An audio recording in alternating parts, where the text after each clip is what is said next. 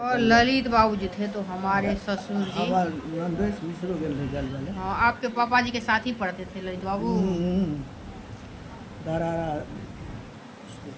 Ganpatganj high school. वही तो गणपत ओ गणपतगंज हाई स्कूल हमारे गांव में ही है और वहीं पढ़ते थे ललित बाबू, जो विदेश मंत्री रह चुके हैं इंदिरा सरकार में, रेल मंत्री रहे, अच्छा मंत्री। इतने सारे कपड़ा जो आ गए हैं वही लाए थे विदेश से, हवाई जहाज में हवाई जहाज उठा करके बिहार में ट्रेन चलाए। ब्राह्मण जब भी पहुंचने का कोशिश किया है ना, वहाँ उसको किसी न किसी रूप में आकर के मार दिया गया है। उनको मार दिया गया। ललित बाबू को भी ऐसे बम से उड़ा दिया गया था। समस्तीपुर उद्घाटन करने के लिए और वही अच्छे व्यक्ति थे, फिर बिहार में उनका भाई आया, उतना अच्छा नहीं कर पाए। और ललित बाबू बहुत सारा लोगों को नौकरी दिलाई, हमारे नाना जी भी उन्हीं के साथ रहते थे। और जब ललित बाबू गुजर गए तो जगन्नाथ मिश्र भी कुछ दिन रहे मंत्री, मुख्यमंत्री, लेकिन और वो रेल वही ले गए थे उस इलाका में। और जब रेल चला था तो पहली दिन ही वो जब हवाई जहाज से उनका शरीर गया था वहाँ घर, तो हम लोगों का घर उसी एरिया में है। तभी ना एक साथ ही पढ़ते थे और हमारे गांव में ही पढ़ते थे। तो अब ललित बाबू का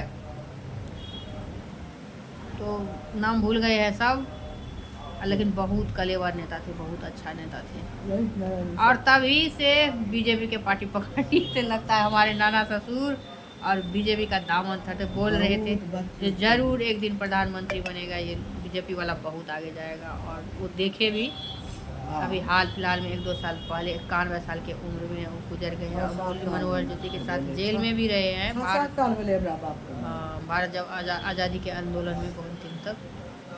तो हमारे परिवार बस हमारे नानिया ससुर जुड़े हुए हैं आंदोलन से। और बिहार का भी बहुत ज़्यादा इन लोगों को व्रत भी करवाए थे, उसके चक्कर में जो जीते भारतीय जनता पार्टी। पहले जनसंघ पार्टी था भारतीय जनता पार्टी, और उनका दीपक था पहले का चुनाव चिन्ह।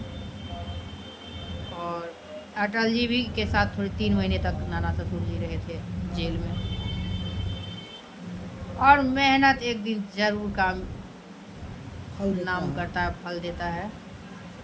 और जो खुददारी होता है ना दूसरों का करने का, तो वो बहुत लाभकारी है। हम लोग नेपाल से और भारत से दोनों से जुड़े हुए हैं, सीमा पर है, सीमा पर ही है। और हमारी नानी भी वहीं की थी और नेपाल की, इनकी नानी भी वहीं की थी।